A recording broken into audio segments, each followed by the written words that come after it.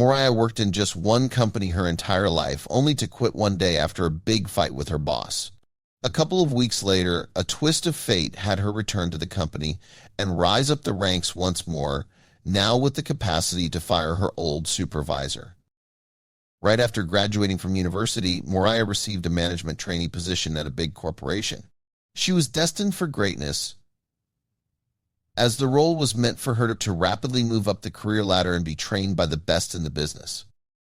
Through the years, she was always appreciated and respected by upper management. She brought great results for the company and was the reason for a lot of their successful campaigns. One day, however, a new employee engagement manager was hired. His role was meant to create different programs that promoted work-life balance for the company's employees and to create useful incentives to inspire them to work better.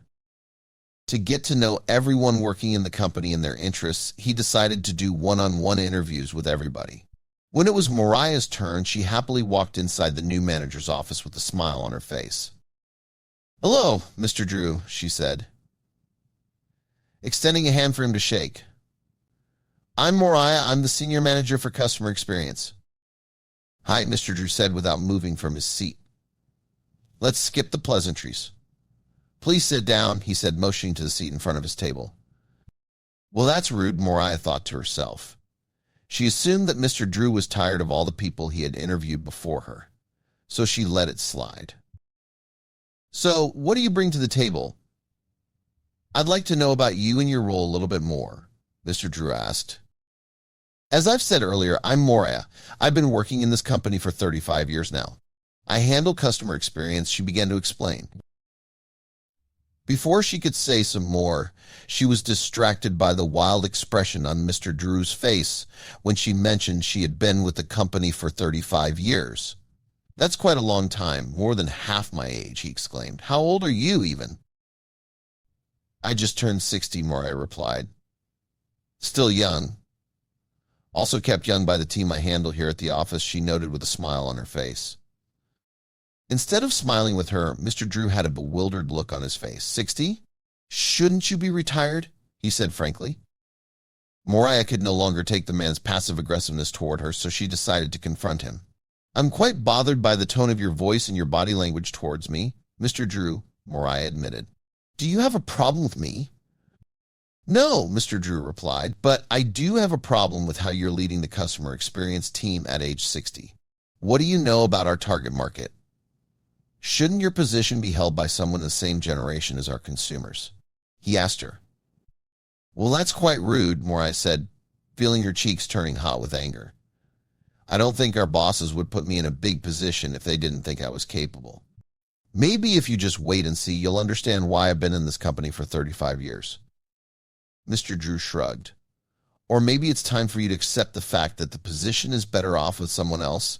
At your age, you should be enjoying time with your family anyway," he suggested once more. Moriah shook her head. She wasn't about to give Mr. Drew the satisfaction of watching her go. She left his office and continued on with her business, working on yet another award-winning customer experience program that the company's CEO called a work of art. After launching her newest campaign, Moriah bumped into Mr. Drew again. "How many more campaigns do you have up your sleeve?" he asked her. "I can keep going," Moriah replied. "Or maybe you can give chances to the rest of your team," Mr. Drew suggested. "Maybe they would have fresh new ideas if you just allowed them to take over." At this point, Moriah had had enough. She couldn't understand what Mr. Drew's problem was with her, but she no longer had the energy to argue. "You know what? Fine," she told him. "You tell all the bosses that I quit. Go ahead and broadcast it to the company," she said, walking straight to the office to get her things. "Where are you going, Moriah?" some of her officemates asked. "Go and ask Mr. Drew," she said before entering the elevator without looking back. Moriah spent the next couple of weeks at home with her grandchildren. While she realized that spending time with her family for an extended period of time was nice, she still missed working at the office, as it was all she ever knew for a while. One day, while she and her grandkids were at a carnival, she received a call from the company's CEO. "I just found out about the true reason why you decided to quit," he told her. "Why didn't you tell me that the new hire was pestering you?" I just didn't think it was necessary. I no longer wanted to argue with him, so I gave him what he wanted, Moriah admitted honestly. Well, Moriah, to tell you the truth, I'd rather have him gone than you. The results of our customer experience campaigns are no longer as good as they were when you were still handling them. I need you back, please, he asked. I can't be in the same area as Mr. Drew, Moriah told the CEO. He's just going to keep insulting me like he did all those months, she said, remembering all the time she felt so low because of the new hire. Well, I'm promoting you as a managing partner. He can no longer speak to you that way. Besides, did we ever need him anyway? As your first line of business once you're back, please check on his employment. I don't think he's bringing much to the table, the CEO told her.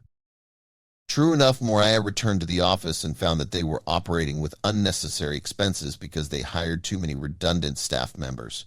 One position that was found unnecessary was Mr. Drew's. With human resources in place, there was no need for an employee engagement manager to begin with. So, Mr. Drew was fired, and there was nobody left to insult Moriah or any other staff member at that. What can we learn from this story?